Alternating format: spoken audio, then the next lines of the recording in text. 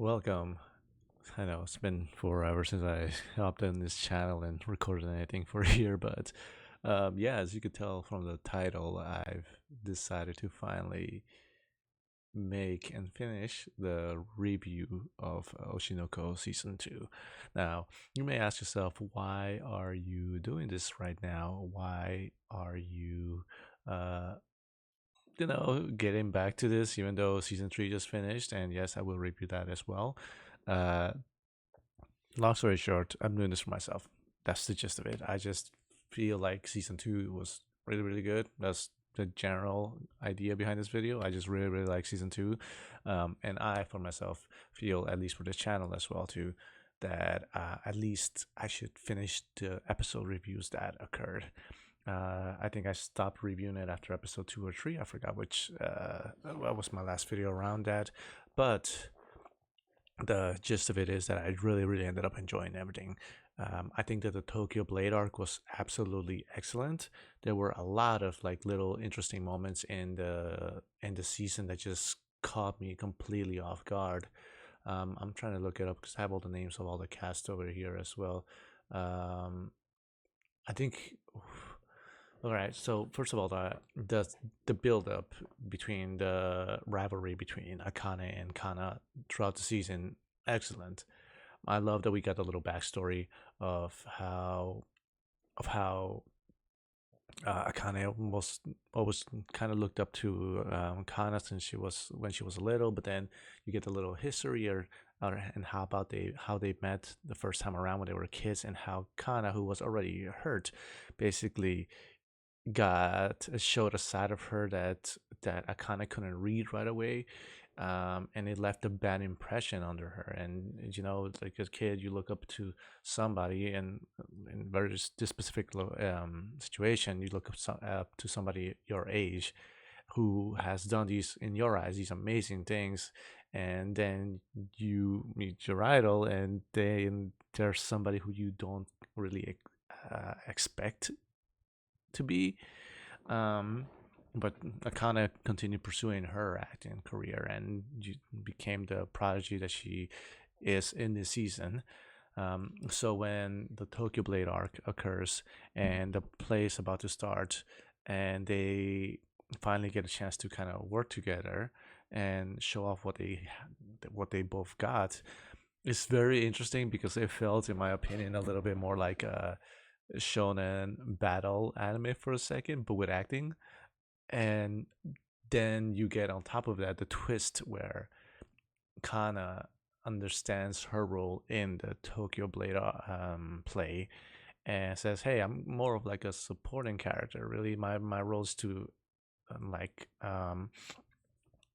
bring up the other characters with my scene." And she kind of purposely dumps it down so that Akana can get the shine. And Akana is not having this. She's like upset, like not during the play, obviously, but like backstage, she's like upset because that's not the side she wanted to see from Kana. She wanted to give like an all-out battle between the two of them of like talents, and to see Aqua being Aqua and just moving her forward and saying like, all right, I'll figure something out, I'll bring that side out of her, and just the ad libbing to change the script slightly so that she kind of gets the message, and kind of still manages to bring out the the talentful, the excited side of her when it comes to acting. That was all super great, really well put together. uh Standout episode for me, I'm not gonna lie, it really caught me off guard, was the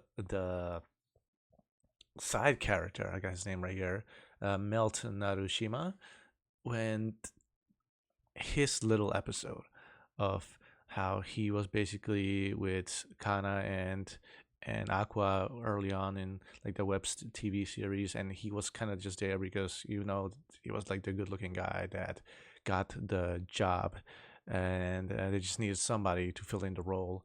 And he was aware that he wasn't a good actor, and he kind of like just went along with it. He was really cocky about it, but to see that in the Tokyo Blade play, that he was given the opportunity to act in it, and uh, this time around he really wanted to make an effort to be better and grow, and to see his character development in this one episode was crazy to me. I loved it.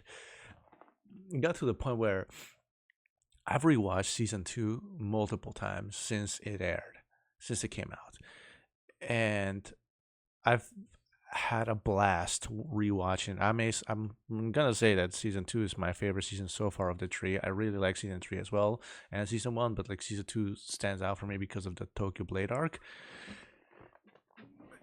And when I was skimming through these episodes to find material to write about, points that stood out for me so I could make this review, every time I watched the Melt Narushima episode, I stopped writing notes and I just got caught watching the episode. Like, all right, let me take some quick notes and see that, and then just before I knew it, I was just watching and just let this episode play, and that's how much I liked it, because you have this moment where he's aware that he's not the most talented or like a prodigy or a genius when it comes to the acting side of things, but he still wants to do good and he still wants to do better. And there is a moment where him and Aqua are working out, are running together, and he's frustrated and he vents it out a little bit. And Aqua tells him like, "Well, it's okay for you to suck. Like, own up to it and be okay with it." And he's like, "You're not really helpful right now by telling me this." But Aqua, I'm paraphrasing, the gist of what Aqua tells him is like, "Listen, you clearly are working hard. You know what your sequence is in the play. Now, instead of trying to be the best at all these aspects and improving in all these aspects, focus on what you're strong at." So when the play occurs and people are have their guard down because they don't have that much expectation of you, there's gonna be a moment where you're gonna do something really cool and it's gonna catch them off guard. And that feeling of seeing you do something cool because they didn't expect it is gonna be like tenfold in power, uh, because they're not. It's just how the mind works sometimes. And you just have him during his battle sequence. You just have him kind of going all out for 1 minute, like approximately, and the satisfaction of seeing everyone from like the director to the mangaka, Abiko, like just uh, getting excited. And it wasn't like a standing ovation or anything, but like the clapping for the scene was so satisfying. It gives gives me goosebumps just thinking about it. The whole play in general like was super super fun to watch, the making of, so to say, and the little backstory things. uh Seeing how Aqua handled his trauma and the whole emotional acting side of things was super interesting to me, because it was like a sequence of events that was inevitable. Aqua, talented actor right off the bat, from during rehearsals it was known, but he wasn't a professional actor, so there were still things that he needed to work on. And his character in the play played off Akane's princess role. He basically he had a scene where she was gonna get hurt, supposedly die, and he was supposed to react emotionally ferocious, angry, and sad at the same time. And there's people that can work and do all these things and bring that out of them automatically, but there are other people who need something else to bring that out of them. And sometimes just plain pretend that you feel this way doesn't always work, so you have to like dig deep into yourself to bring something that looks and makes everyone else feel like it's genuine, what you're not just acting, that you're actually feeling this emotion. And when you see it as from a viewer, from the outside, it just immerses you in that world, in that feeling, in that person's emotions. That's why it's so important. And again, going back to the sequence of events, Aqua needed to pull something out of himself to get this feeling out, and he thinks of losing Ai, his mom, to the point where it becomes PTSD for him, and he just starts freaking out, feeling lightheaded. And the sequence of events occurs that at the time, him and Akana are fake dating, so quote unquote work dating. So because during rehearsal there's quote unquote a couple, and he's feeling lightheaded, the directors basically ask Akane to because she's his girlfriend, so to say, to take him somewhere safe and to recover. And the next best place, which he did, which was not with Miyako, the next best place was Gotanda, the director who Aqua works with. And again, sequence of events, seeing how he needed to lay down and and was stressed out. He needed to rest, and then during that time, Akane speaks to Gotanda, and she starts finding out all these things out from Aqua when he was young as an actor, and she hears Aqua saying Ai's name in his sleep, and she's not stupid. She puts two and two together, so she's realizing what's going on now, but doesn't tell him. And the little moment of her hugging him, like trying to comfort him about everything, is interesting, and it was not something I wasn't expecting where to the series to go to in the beginning. So it was some nice twist. I loved it, and well, mind you, I still ship Kana and Aqua, even knowing everything that's going to happen. I'm being familiar with the ending of the series, uh, but yeah, no, it was a. I'm trying to rethink put my thoughts back together about the season, just because there was so many good things that happened, uh, to the point to where I like a little moment that I absolutely loved as well was the producer of the show. What's his name again? I got all their names around here. I just gotta look up the characters. My apologies for the where is he?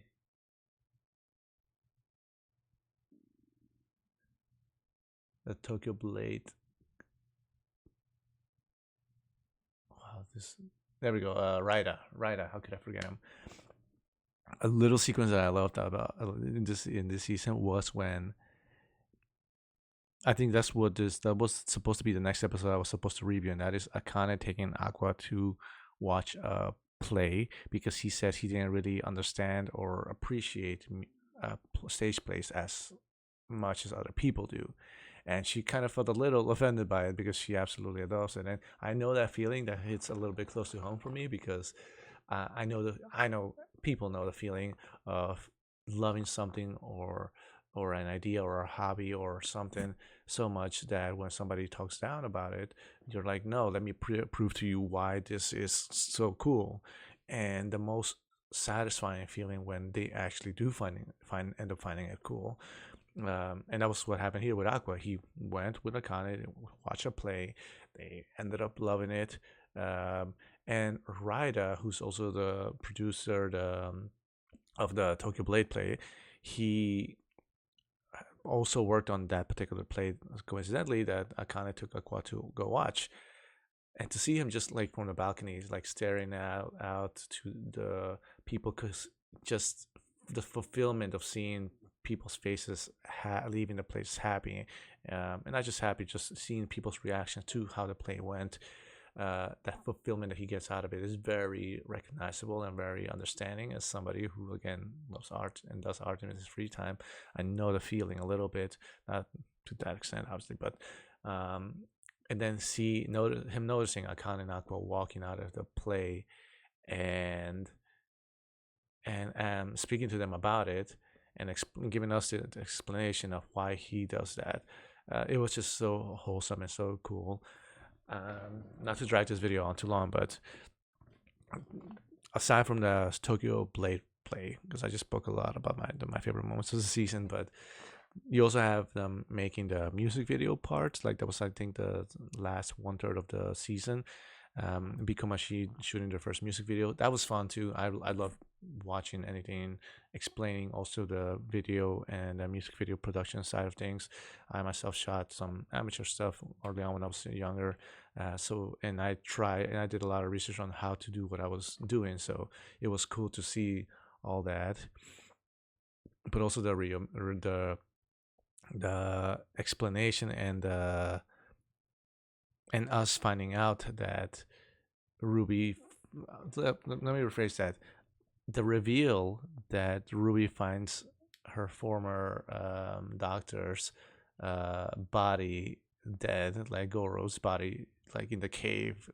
Uh, that was again unexpected, but they were kind of linking that something was going to happen because they're going to shoot this music video in the old town where Ruby and Aqua's previous life took place in the hospital area.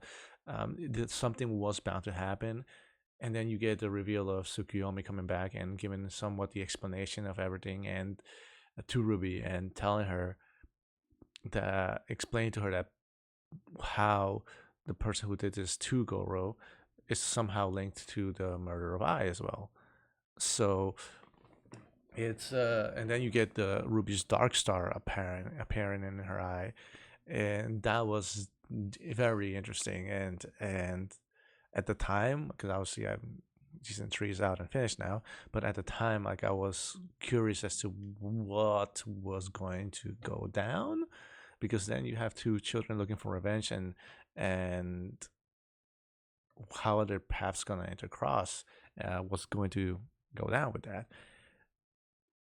Overall, this season was an easy 8.5 out of 10. The opening was amazing. The ending was super fun. I felt again that this season I could rewatch it so many times. The interactions between all of them is super cool. Obviously, it's interesting to watch. I felt like this was very fast paced also, but that probably had to do with the fact that the Tokyo Blade arc had so many characters that needed to interact with one another. So things felt like they always kept moving. Interactions and relationships kept always moving, and because the Tokyo Blade arc was like 2/3 of the season, it felt short but condensed and quickly paced, but still felt like a whole arc. And the music video arc towards the end of the season felt like it was good and interesting, and I liked it too. But I want to say that it was definitely like a calm after the storm for me. Like I'm still giving this season like an easy 8.5, 9 out of 10, like very easy. I would even lean closer towards 9.5 maybe, but definitely like in the 9 out of 10, a solid 9 out of 10 for the season. But yeah, that's my gist of it. I just really wanted to talk about this because for my own self, I'm not gonna lie, I shot a video yesterday night, like I'm talking like 12 in at night, and I was speaking on a lower voice just because I didn't want to make too much noise. Rewatching the video right now, I also noticed that I spoke about like 30 minutes about something that I could have cut down to 10 minutes less. That's why I decided to reshoot this too. Please follow me on Twitch, follow me here on YouTube, subscribe, like, comment.